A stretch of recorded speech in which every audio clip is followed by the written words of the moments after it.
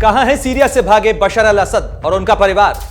Moscow से अभी तक क्यों नहीं आई असद परिवार की कोई भी तस्वीर? क्या असद के देश छोड़कर भागने की योजना में असली सलाहकार थी उनकी पत्नी अस्मा असद? क्या अस्मा के कैंसर का इलाज भी असद के रूस पहुंचने की बनी है एक बड़ी वजह? सीरिया में असद निजाम खत्म होने का जश्न हर दिन मनाया जा रहा है, लेकिन महज 10 दिनों में 50 साल का राज कैसे मिट गया, इसको लेकर कई अनसुलझे सवाल अब भी बिखरे हुए। तो ऐसे ही सवालों के जवाब तलाशने के लिए लगाते हैं दूरबीन। नमस्कार, आपके साथ हूं मैं प्रणय उपाध्याय।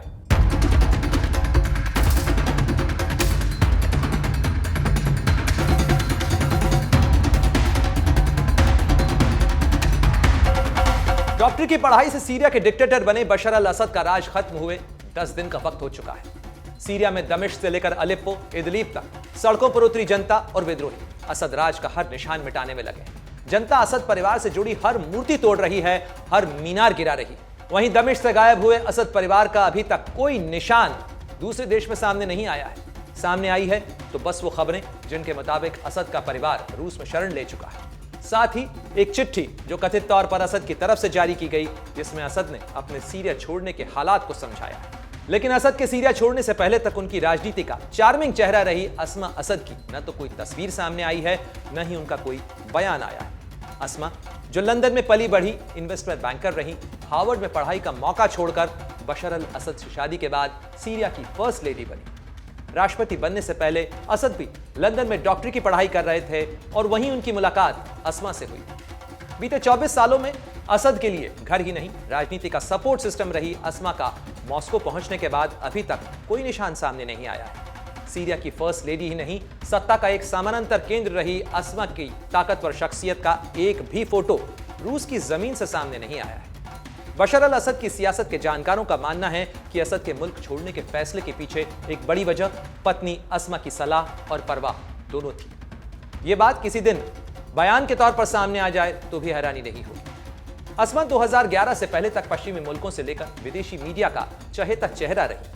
कई विदेशी आयोजनों में कैमरों के लेंस उन्हें कैद करने के लिए बेताब नजर आते थे। असद को अरब देशों के कुनबे में सुधार की बात उठाने वाला आधुनिक नेता कहा जाता था, तो वहीं अस्मा को महिला अधिकार से लेकर युवाओं की शिक्षा के लिए काम करने वाला एक हिजाब मुक्त प्रोग्रेसिव चेहरा। यहां तक कि फैशन पत्रिका वोग ने उनके लिए रेगिस्तान का गुलाब जैसा टाइटल दिया था। यह बात और है कि विवादों के बाद वोग पत्रिका ने अपने कवर से उनका चेहरा और टाइटल दोनों हटा लिया। सीरिया में गृह युद्ध शुरू होने के बाद से पश्चिमी मीडिया ने अस्मा से कई बार अपील भी की थी और साथ ही उन्हें कटघरे में भी खड़ा किया था। इस बीच असद की फौज विद्रोहियों पर बम बरसाती रही और अस्मा अपने शौहर असद के साथ मुस्कुराते हुए कई मौकों पर खड़ी नजर आई। अस्मा को असद राज का पीआर हथियार भी कहा जाता रहा, क्योंकि असद राज में अस्मा मानवीय सहायता की प्रमुख भी थी और बड़े पैमाने पर अभियान भी चलाती थी। स्तन कैंसर से लड़ाई को जीतने के बाद अस्मा 2018 में कैंसर मुक्त हुई तो उन्होंने कैंसर पीड़ितों की मदद के लिए एक बड़े अभियान की शुरुआत की। लेकिन सीरिया में कैंसर की तरह फैली अराजकता, अव्यवस्था, हिंसा और खून खराबे के खिलाफ न तो अस्मा की कोई आवाज सुनाई दी और न ही उनका कोई कदम नजर आया। इस बीच खबरें आई कि महंगे यूरोपीय फैशन ब्रांड से लेकर फर्नीचर की शौकीन अस्मा ने तानाशाह खानदान की दौलत से करोड़ों डॉलर का सामान खरीदा है। ब्रिटिश अखबारों ने दावा किया कि अस्मा सामान की डिलीवरी लंदन में मंगवाती थी और इसके लिए बाकायदा एक फर्जी नाम का इस्तेमाल भी करती थी। बाद में इस मामले में जांच के साथ ब्रिटेन में प्रतिबंध की कार्रवाई की गई। सीरिया में दमिश्क से लेकर अलेप्पो तक फैले महलों में फरारी, एस्टन मार्टिन जैसी लग्जरी गाड़ियों की कतार बताती है कि गरीबी और गृह युद्ध से जूझ रहे सीरिया में भी असद, उनकी पत्नी अस्मा और परिवार के लिए न तो किसी ऐशो आराम की कमी थी, न किसी साधन की कोई किल्लत। खैर, अभी तक न तो सीरिया में हिंसा और बदहाली का कैंसर कम हुआ है और न ही अस्मा असद के शरीर को ही कैंसर ने छोड़ा है। सीरिया में असद राज खत्म होने के कुछ महीने पहले यानी मई 2024 में राष्ट्रपति असद के दफ्तर से एक प्रेस बयान जारी किया गया, जिसमें बताया गया कि फर्स्ट लेडी अस्मा असद एक बार फिर से कैंसर से जूझ रही। अब की बार उन्हें बोन मैरो के कैंसर ने घेरा है। कुछ समय पहले यह भी खबरें सामने आई थी कि अस्मा के कैंसर के इलाज के लिए अमेरिका ने एक पेशकश की है। अमेरिका ने कहा है कि अगर सीरिया उसके नागरिकों को छोड़ दे तो उसके बदले में अस्मा को बेहतरीन कैंसर चिकित्सा मुहैया कराई जा सकती है। लेकिन असद ने न तो अमेरिका का ऑफर माना, न कोई मदद दी। माना जाता है कि अस्मा का इलाज रूसी कैंसर सर्जन्स कर रहे हैं और उन्हीं की निगरानी में अस्मा असद का इलाज चल रहा है। कहने को अस्मा के पास ब्रिटिश नागरिकता भी है, लेकिन बशर अल असद और उनकी सत्ता पर लगे प्रतिबंधों के बीच अस्मा के लिए ब्रिटेन के दरवाजे बंद हो चुके हैं। कई ब्रिटिश नेता सार्वजनिक बयान दे चुके हैं कि अस्मा अब किसी भी हालत में ब्रिटेन नहीं आ सकती। खैर, मुमकिन है कि हिफाजत और इलाज की फिक्र के बीच असद ने पत्नी अस्मा और अपनी एक बेटी और 2 बेटों के साथ रूस का रुख किया।